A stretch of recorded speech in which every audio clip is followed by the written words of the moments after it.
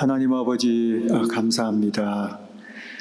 오늘 소중한 하루를 저희들에게 주시고 또 건강도 주시고 이렇게 함께 모일 수 있도록 인도도 해주시고 예배도 드리며 주 앞에 귀를 기울이고 또 당신의 품 가운데 있게 도와주신 것을 감사합니다. 오늘 저희들을 향한 당신의 계획을 이루어 주시고 저희들 가운데 깊이 임재하시며 저희들의 영혼을 어루만져 주시고 또 용기도 주시고 힘도 주시고 은혜도 베풀어 주시옵소서. 함께하지 못한 여러 식구들 있는 곳곳에서 보호하시고 지키시고 인도해 주시고 축복해 주시옵소서. 오늘 하루의 소중한 이 시간들을 주님께 의지합니다. 이 시간을 통해서 영광과 찬양을 받아 주시옵소서. 살아계신 예수 그리스도의 이름으로 기도합니다. 아멘. 네, 우리가 기도에 대해서 아주 잘게 나누어서 다양한 각도로 쭉 생각해 봤습니다. 이제 기도에 관해서 이제 마지막 단계에 이르렀습니다. 다음 주 정도에 마칠 것 같은데 기도에 어떻게 생각하면 정점이라고 이야기할 수 있는 또 다른 식으로 생각해 보면 기도에 있어서 가장 쉽지 않은 그런 부분이 바로 오늘 이야기하는 이런 기도가 아닐까 생각합니다. 기도에는 이런 요소가 있어요. 늘 그런 건 아니지만 한마디로 고난의 기도 아니면 고난을 짊어지는 기도라고 볼 수가 있습니다. 우선 고난의 기도, 고난을 짊어지는 기도가 뭐에 해당되는 것인지 한번 좀 이게 딱 뚜렷하게 무슨 정의가 있는 것이 아니라 이런 요소들을 이야기한다 생각하시면 좋을 것 같습니다. 여기 보시면 우리의 고난을 하나님께 맡기고 하나님이 이것을 사용하시도록 기도하는 것.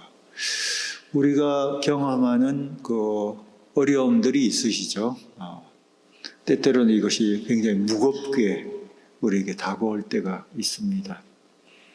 그런데 이 고난을 하나님께 부탁드리면서 또한 동시에 하나님이 이것을 사용하시도록 기도를 드리는 거예요. 내가 겪는 어려움을 사용해 주시도록.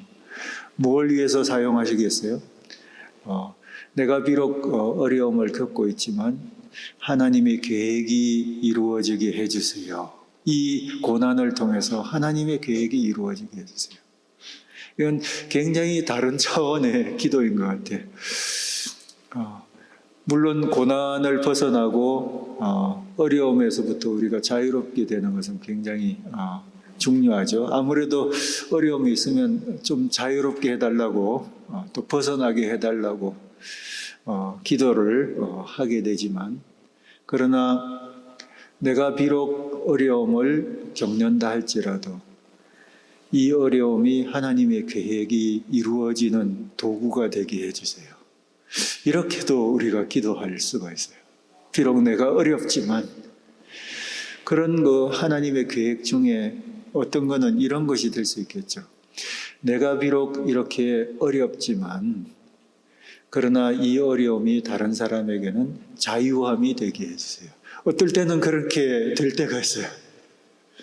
다른 사람이 자유롭게 되고 다른 사람이 더 형통하게 되기 위해서 내 어려움이 사용될 때가 있어요. 그런 순간이 아마 우리 살다 보면 있게 돼요. 그리고 내가 이 어려움을 겪을 때 내 고난을 통해서 저 사람이 좀 더 나아지게 해주세요. 또 형통하게 해주세요.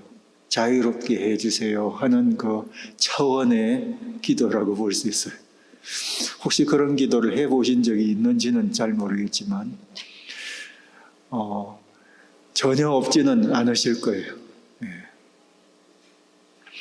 그리고 또 다른 차원에서 이렇게 생각해 보면 그 두 번째 나와 있는 것처럼 다른 사람을 자유케 하기 위해 다른 사람의 고난을 받아들이는 기도. 나는 지금 그렇게 크게 어렵지는 않을 수 있어요. 비교적 덜 어려울 수도 있는데 대신에 다른 사람이 굉장히 지금 힘든 일을 겪고 있어요.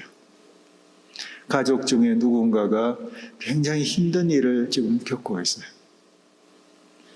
또 내가 아는, 사랑하는 누군가가 굉장히 많은 고난을 경험하고 있어요. 그런데 내가 기도할 때, 그 사람을 위해서 기도할 때, 그 사람의 그 힘든 것에 같이 참여하겠다는 그런 종류의 기도예요. 차라리 저 힘든 것을 나누어 갖고 싶다든지, 저 힘든 것을 내가 오히려 대신해서 겪고 싶다든지, 이것을 통해서 다른 사람이 좀 더 거기에서부터 벗어났으면 좋겠다 하는 그런 기도를 드릴 때도 있어요. 이게 평상시에 늘 드리는 기도는 아닐지 모르지만 우리가 기도하는 중에 우리 기도의 정점에는, 클라이막스에 해당되는 기도는 바로 이런 종류의 기도도 있었어요. 쉽게 그냥 예를 들면 만약 내 딸이 아프다, 내 딸이 저렇게 힘들게 지내고 있다 할 때 내가 그 딸의 그 아픈 것을 위해서 기도할 때는 하나님 차라리 제가 아프겠습니다. 제 몸에 그 아픈 것을 옮겨주시고 내 딸 좀 자유롭게 해주세요. 이런 우리가 때때로는 이건 정말 내 간절함이 차라리 내가 이것을 몸에 짊어질지라도 딸이 좀 나았으면 좋겠다 하고 기도할 때가 때때로는 있을 수 있죠.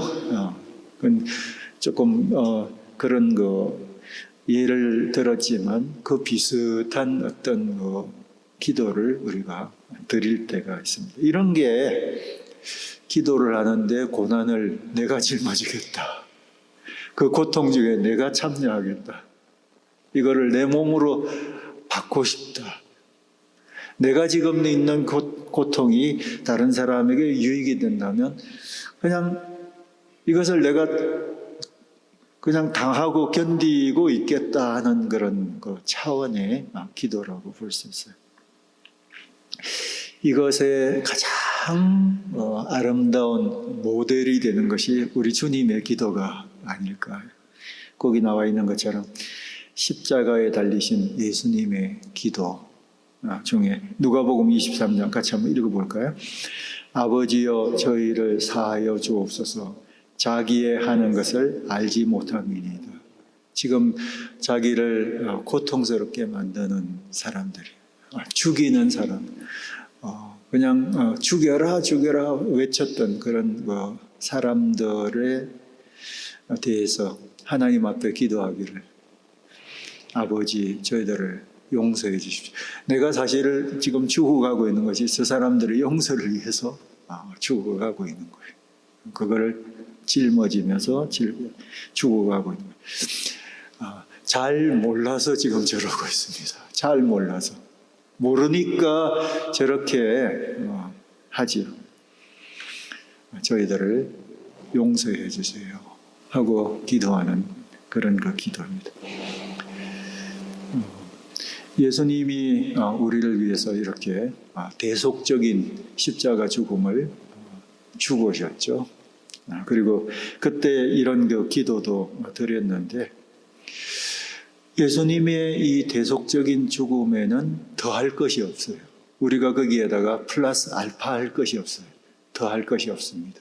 그것은 그 자체로 완전한 것입니다. 완전한 것이에요. 그렇지만 그것을 통해서 주님의 용서를 체험하고 구원을 경험한 사람들은 주님의 이 고난에 참여할 것을 요청받습니다. 이게 정상적인 그리스도인의 삶이에요. 그래서 고난을 받는 것, 어려움을 당하는 것은 그리스도인에게 있어서 하나님의 부르심이다.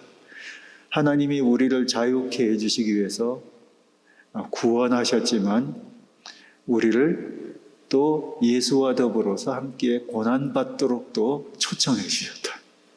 그래서 우리에게는 이 두 요소가 같이 있는 겁니다. 자유함도 있는 반면에 자발적으로 짊어지는 고난도 같이 있는 거예요. 그리스도의 삶이란 것은 이렇게 두 요소가 절묘하게 조화되어 있는 그런 것이에요.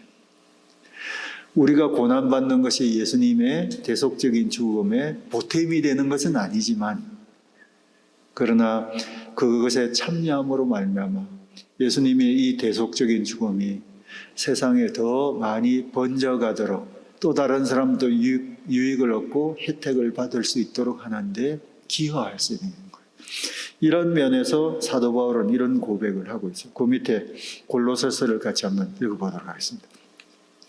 내가 이제 너희를 위하여 받는 괴로움을 기뻐하고 그리스도의 남은 고난을 그의 몸된 교회를 위하여 내 육체에 채우노라. 사도 바울은 이것을 너무 명확하게 이해하고 있었던 것 같아요. 너희들을 위해서 받는 괴로움. 이것이 바로 그리스도의 남은 고난, 모자라서 남는 것이 아니라 이것을 경험한 사람에게 하나님이 그들을 부르시고 이 고난을 통해서 다른 사람들이 나아지도록 하기 위한 그런 고난을 내 육체에 채우는 것을 말하는. 이게 기도는 아니지만 이런 정신이 기도 가운데 반영되어 있는 것이죠.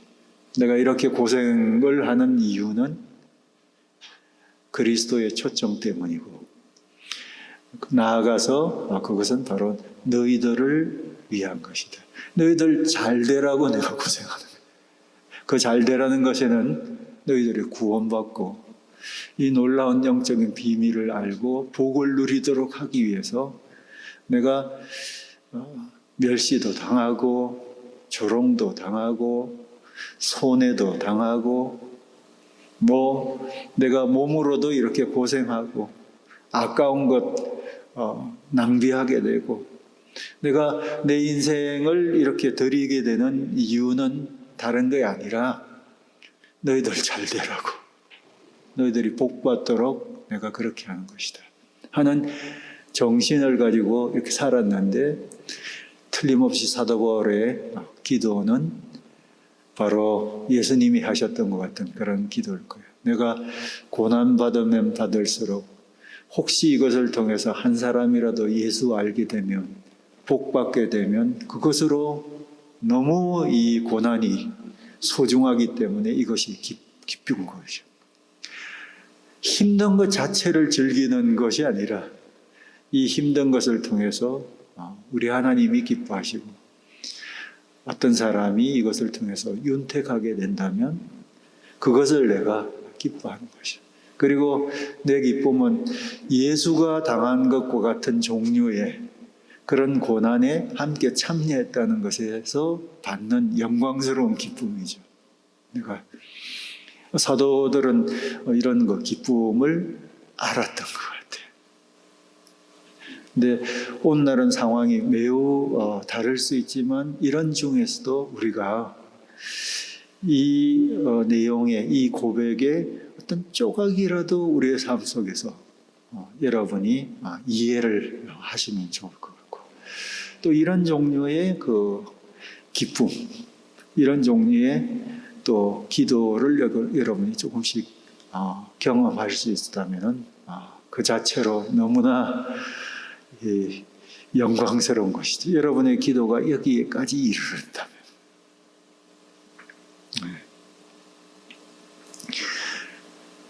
인간으로서 경험할 수 있는 어떤 최정점에 해당되는 그런 종류의 기도가 바로 이런 종류의 기도라고 볼 수가 있는 것 같아요. 로마서 8장 같이 한번 읽어볼까요?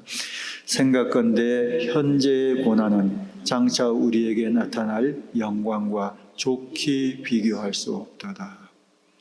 현재 고난을 받고 있다는 얘기죠. 사도 바울은. 사도 바울의 삶을 쭉 살펴보면 다 고난이었었어요. 그런데 장차 우리에게 나타날 영광과 좋게 비교할 수 없어요.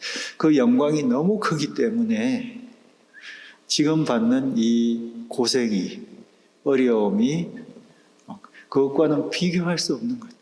다른 얘기로 하면 그냥 힘들지만 견딜 수 있는 것. 견디기 힘든 것일지라도 그래도 견딜 수 있는 것. 그거는 나중에 오게 될 영광이 너무나 큰 것이기 때문에 그런 것이라고 고백을 하고 있는 것을 볼 수가 있습니다. 네. 다른 말로 표현하면 지금 내가 그래도 살아있으니까 이 고생하는 거죠. 죽으면 그런 고생도 없는 거예요. 그런 면에서 생각해 볼 때 살아서 하는 이런 하루하루의 고생과 고민과 또 소모되는 느낌과 또 참아야 되는 것과 또 어깨에 짊어져야 되는 짐과 이런 종류의 것들이 내가 지금 현재 오늘 하루도 살아있으니까 내게 있는 것이. 그래서 어떤 면에서 보면 아까도 이야기한 것처럼 이것조차도 하나님이 우리에게 주신 그런 소중한 선물인 거예요. 선물. 이것을 통해서 하나님이 나를 다루실 뿐만 아니라 이것을 사용하셔가지고 또 다른 사람이 조금이라도 혜택을 누리고 복을 받고 윤택해진다면 그 자체로 이 하루에 이것이 소중하고 가치 있는 거예요. 어떻게 생각하면 너무 소모적이다. 너무 쓸데없다. 내 인생이 이렇게 해서 낭비되는 것 같다. 아니면 이게 뭐냐 도대체 하고 생각할 수도 있지만 하나님의 그 손 안에서 이것조차도 사용되어서 또 다른 사람이 윤택함을 누린다면 너무 소중한 것이, 그렇죠? 그래서 참 쉽지 않은 얘기예요. 저라고 이게 뭐 쉬운 얘기는 아니죠. 이건 뭐 어려움이 당장 닥치면 뭐 펄펄 뛰게 되고 그냥 감정적으로나 모든 부분에서 그냥 초죽음이 되고 어떤 긴장을 하게 되고 힘들어하고 뭐 그것이 사실이고 이런 거 없었으면 좋겠다는 생각 뭐 굴뚝 같고 빨리 벗어나고 싶고 뭐 이런 것들이 여전히 사실이 어려움이라는 것은 그런 거예요. 무거운 짐이라는 것은 다 그런 거예요. 여러분도 마찬가지지만 저도 마찬가지예요. 그러나 이런 차원에서 이것을 생각해보고 그럴 때 우리의 기도가 조금 달라질 수도 있는 것 같아요. 내가 지금 겪는 것이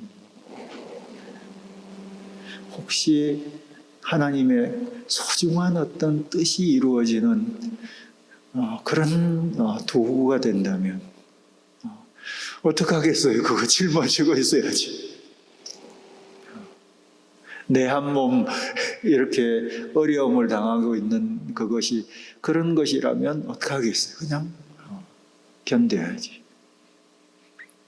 그리고 이것을 통해서 누군가가 조금이라도 도움을 받고 특히 영적으로 눈을 좀 뜨게 되고 또 주님의 은혜를 입게 된다면 그 자체로 너무 값어치 있고 소중한 것이기 때문에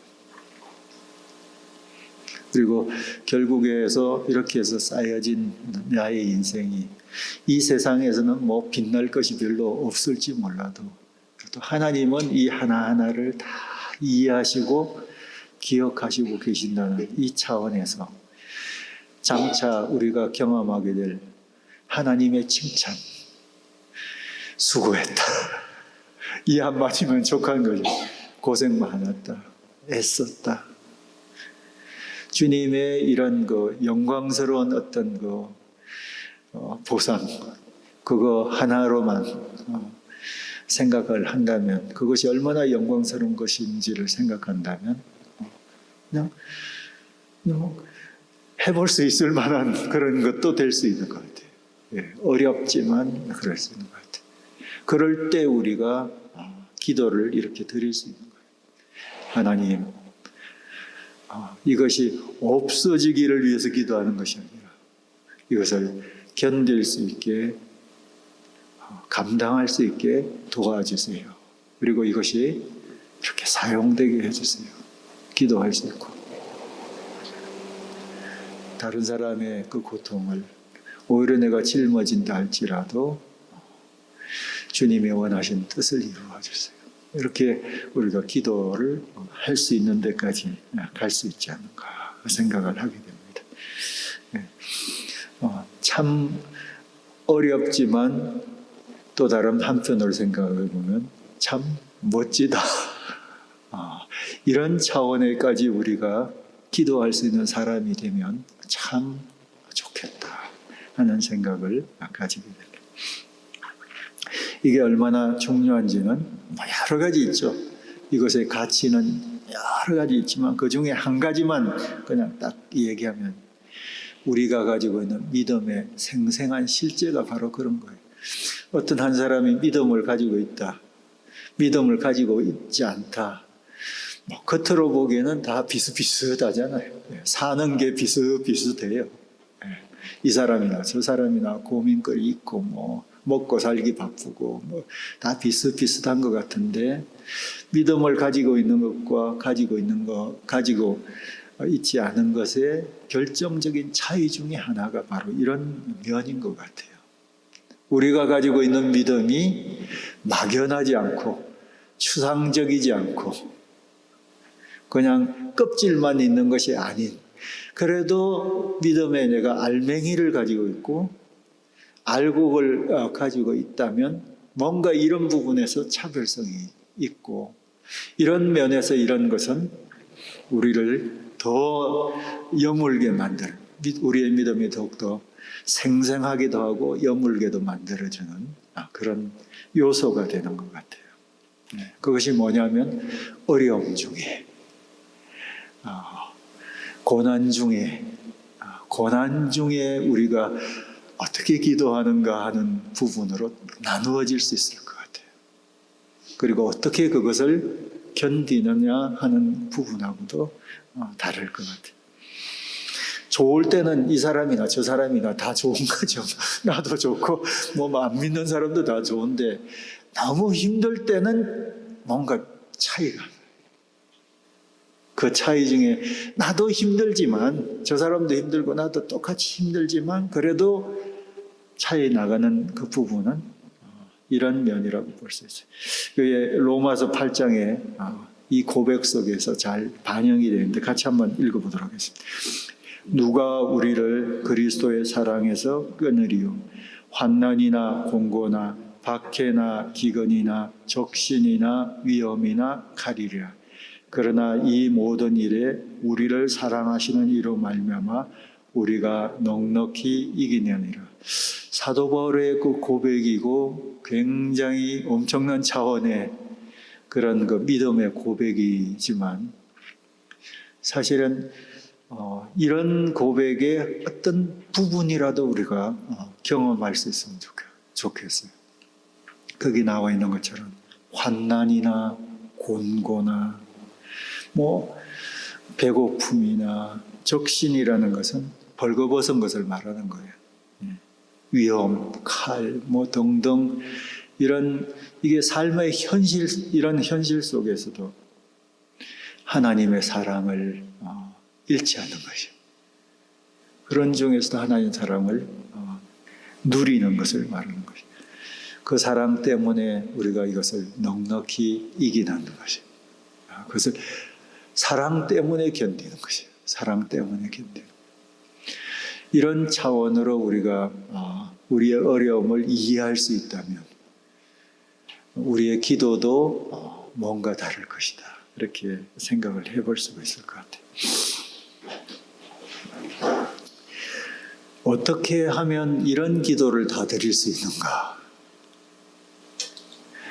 이것에 대해서는 이론적으로 이렇게 하면 된다 할 수도 있지만 이런 거는 별로 도움이 안 될 거예요. 단지 이런 식으로 하면 된다. 모본을 통해서 한번 생각을 해볼까요? 요셉의 모본을 한번 보세요. 요셉이 어떻게 살았는지 알고 계시죠? 이제 창세기 마지막 부분에 가면 요셉의 형들이 아버지 돌아가시고 난 다음에 걱정이 태산이었었어요. 아버지 돌아가시고 난 다음에 이제 어떤 일이 벌어질 것이다. 요셉이 이제 복수의 칼을 휘두를 것이다 하는 그 두려움 속에 있었어요. 그래서 먼저 머리를 엎조리면서 요셉한테 가가지고 쉽게 얘기하면 살려달라고 이야기하는 거예요. 살려달라. 그때 요셉이 한 얘기가 바로 이것이었습니다. 창세기 50장 20절 같이 한번 읽어보겠습니다. 당신들은 나를 해하려 하였으나 하나님은 그것을 선으로 바꾸사 오늘과 같이 많은 백성의 생명을 구원하게 하셨느니라. 자기가 실제로 형들이 그렇게 잔인하게 팔아넘기는 그런 것을 통해서 그렇게 고난을 많이 겪게 되었잖아요. 감옥에도 갇히고 많은 고난을 경험하게 되었는데 자기가 경험한 이 고난이 어떻게 사용되었다는 것입니까? 많은 사람들의 목숨을 살리는 것을 위해서 사용된 것으로 해석하는 거예요. 하나님은 많은 사람 살리기 위해서 나를 미리 이렇게 보내신 것이다. 내가 겪었던 고난은 바로 이런 이유 때문이라고 이해하는 것입니다. 이게 얼마나 우리가 어떤 일을 이해할 때 중요한 정점에 이르르는 그런 관점입니까? 그렇게 되다 보니까 형들이 나를 팔아먹은 거, 내가 겪었던 그 엄청난 감옥에서의 그 고생들, 이런 부분들도 견딜 만한 그런 것이 되어버린 거예요. 만일 이런 식으로 이해하지 않았다면 속으로 늘 부글부글 끓는 마음을 진정시키면서 아버지만 돌아가셔 봐라. 너희들 그냥 내버려두지 않는다 하고 복수의 칼을 계속적으로 갈았을 가능성이 있는 거죠. 왜냐하면 그한테는 형들이 나를 팔아먹었다는 사실, 내가 그 고생했다는 이 사실만 남아있기 때문에 그런 거예요.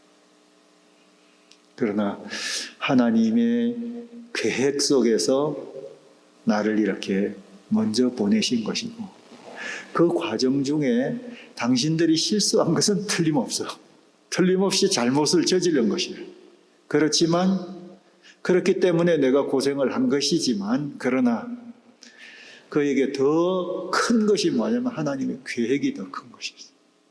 그리고 더 중요한 것은 하나님의 계획 속에서 많은 사람이 이 기근 중에 목숨을 구하지 않았는가. 목숨 구하도록 그들을 구원하도록 나를 이렇게 만드셨다고 이해를 하는 차원입니다. 그러니까 고난과 어려움과 배신과 이런 것을 어떻게 사람들 살리기 위한 도구로 이해하기 시작한 거죠. 이럴 때 요셉의 기도가 어땠을까를 여러분 상상해 보시면 좋을 것 같아요. 이해하시겠습니까? 이거는 요셉과 똑같은 그런 종류의 것은 없을지라도 우리가 일상생활을 하는 중에서도 수시로 겪을 수 있는 것이에요, 실제로. 내가 억울한 일 겪을 수 있죠. 내가 이게 손해를 경험할 수도 있고요. 내가 왜 이 고생이냐 하는 그런 생각이 들 정도로 내게 그냥 없어야 되는 것인데 내가 짊어져야 되는 그런 종류의 어려움들도 틀림없이 발생을 하거든요. 그러나 그것을 이런 요셉의 관점에서 여러분이 한번 해석을 해보시기 바랍니다. 그러면 그것을 위해서 기도하는 내 기도의 내용이 달라질 거예요. 모세의 본도 거기 나와 있습니다. 출애굽기 32장 같이 한번 읽어볼까요? 그러나 합의하시면 이제 그들의 죄를 사하시옵소서. 그렇지 않사오면 원컨대 주의 기록하신 책에서 내 이름을 지워버려 주옵소서. 모세가 시내산 위에서 율법 받으러 올라간 사이에 밑에 있는 백성들이 무슨 짓을 하고 있었는지 기억하고 계시죠? 금신상을 만들고 금송아지 만들었잖아요. 그리고 금송아지 만들어 놓고 이게 바로 우리를 애굽에서 건져낸 신이시다 하고 막 금신상 옆에서 춤추고 노래하고 막 난리법석을 피우고 있었지 않습니까? 그때 하나님이 크게 진노하셨어요. 이 백성들 다 썰어버리겠다. 그때 모세가 하나님 앞에 나와서 했던 그 기도가 바로 이 기도였었어요. 이 사람들의 죄를 용서해 주십시오. 그렇지 않으면 차라리 저를 주님의 기록한 생명책에서 지워버려 주십시오. 이거는 있을 수가 없는 기도죠, 사실은. 주님의 생명책에서 나를 지워버려 달라는 이 기도는 있을 수가 없는 거예요. 그렇지만 그럴지라도 이들을 용서해 주십시오 하고 기도하는 거예요. 마치 그들이 저지른 모든 잘못에 대한 대가를 내가 하나님의 생명책에서 지워지는 정도로 그것을 감당하겠다는 그런 차원의 기도라고 볼 수가 있어요. 네. 내가 다 짊어지겠다. 내가 다 책임지겠다. 하면서 하나님 앞에 그 백성들을 위해서 용서를 구하고 있는 것을 볼 수 있어요. 우리가 때때로 이런 기도를 드려야 될 때가 있어요. 하나님, 내가 저지른 잘못은 아니지만 제가 책임지겠습니다. 그 잘못에 대한 대가를 차라리 저한테 물으시고 용서해 주세요.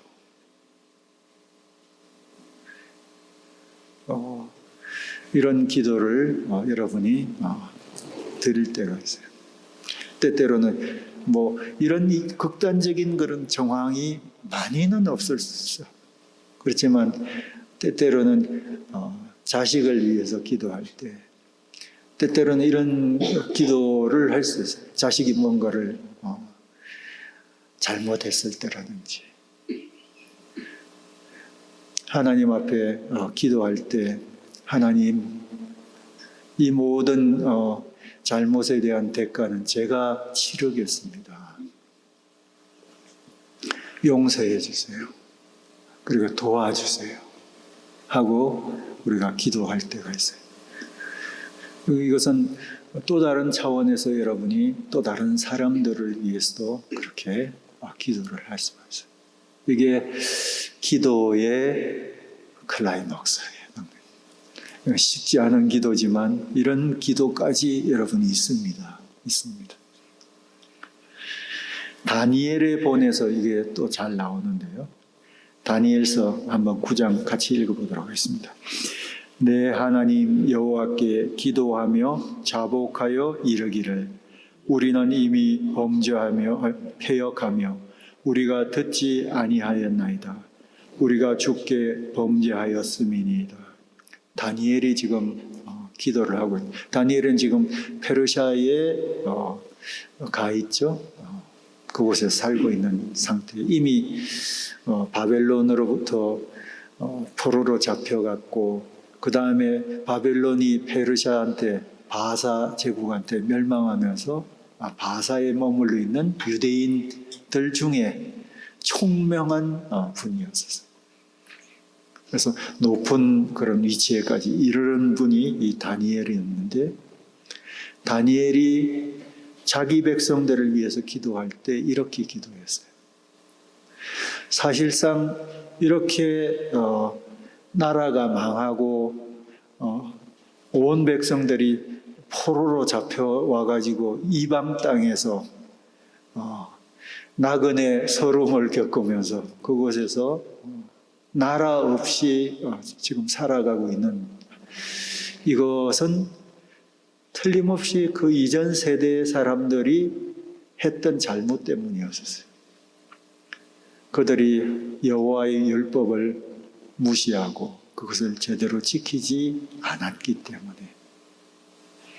하나님 싫어하는 것을 골라서 하면서 범죄했기 때문이었어요.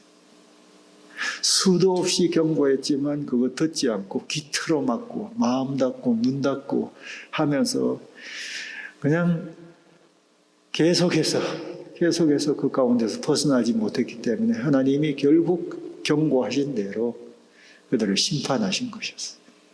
그런데 다니엘이 여기서 기도하고 있는 기도의 내용을 보면 누구의 범죄?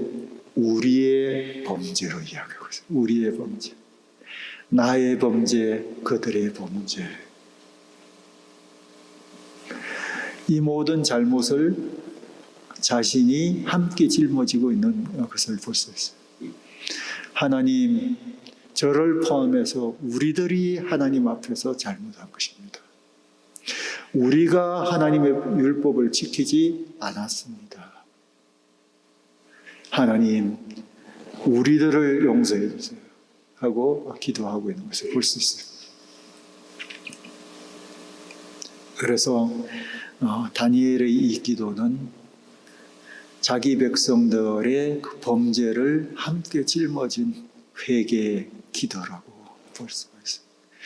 우리가 기도할 때 때때로 그렇게 기도할 수 있어요. 나라와 민족을 위해서 기도할 때도 나라와 민족이 왜 이렇게 됐나 하는 그런 그 요소가 보일 때가 있지 않습니까? 왜 이렇게 사람들이 이런 모양으로 살고 있나 생각하면서 하나님 앞에 기도하면서, 하나님, 저 사람들 좀 바르게 되게 해주세요. 이렇게 기도하는 것이 아니라 나도 그 나라의 일부로서, 하나님, 우리들이 이렇게까지 망가져 있습니다. 이렇게까지 생각이 비틀어져 있고 이렇게까지 행동하는 사람입니다. 우리가 함께 이렇게 범죄하고 있습니다. 하나님, 저희들을 도와주세요. 돌이켜 회개합니다.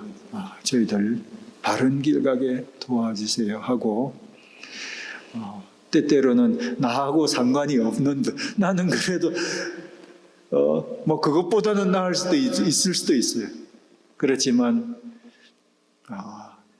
나를 포함해 가지고 우리 민족 전체를 우리라고 생각하면서 나의 범죄로 여기면서 하나님 앞에 기도하는 것이, 이게 그런 차원까지는 여러분이 가지 않았을지 모르지만 이것은 인류 전체를 위해서 기도할 때도 이게 막연한 기도가 될 수 있지만, 인류 전체가 왜 이렇게 많이 망가져 있습니까? 걷잡을 수 없이 하나님 싫어하는 쪽으로 이렇게 달려가고 있습니까? 하나님, 저희들의 범죄를 용서해 주세요 하고 나의 범죄로 고백하면서 그것을 짊어지고 기도할 때가 있고요. 가까이에서는 교회를 위해서 기도할 때 교회에서 발생한 문제라든지 거기서 발생한 윤리적인 문제라든지 뭐 등등의 그런 것을 보면서 왜 저 사람 저럽니까 하고 하나님 앞에 기도할 수 있지만, 나도 교회의 몸의 한 부분으로서 내가 저지른 것은 아니지만 교회의 몸으로서 내가 함께 저지른 범죄입니다. 내 주변에서, 내 교회에서 저런 일이 발생했다는 것은, 이것은 나의 범죄입니다. 내가 깨어있지 못했기 때문입니다. 하나님, 주 앞에서 하나님의 법을 어겼습니다. 용서해 주십시오 하고 우리가 그렇게 기도하고 있을 거예요. 더 가까이에는 우리 가족을 위해서 기도할 때도 그래요. 가족에 어긋난 어떤 부분들을 위해서 기도할 때도 나의 잘못으로, 어떻게 보면 이래저래 연관이 있을 수 있죠. 내가 직접 저지른 것은 아닐지라도, 그러나 하나님 앞에, 하나님, 저희가 잘못했습니다. 제가 잘못했습니다 하고 하나님 앞에 기도할 수가 있습니다. 다니엘의 기도가 이런 것이죠. 스데반의 본은 예수님이 기도했던 것과 똑같죠. 같이 한번 읽어보겠습니다. 주여, 이 죄를 그들에게 돌리지 마옵소서.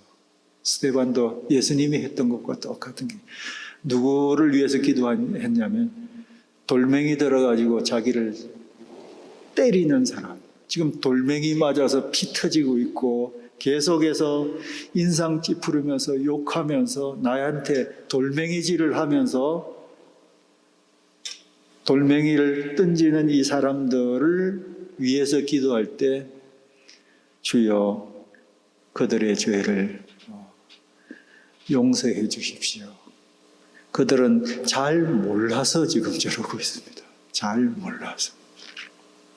이게 바로 스데반의 기도인데요. 이런 차원까지 우리가 기도를 할 수 있을까요? 우리의 믿음은 우리를 이런 차원까지 이끌어갈 수가 있어요.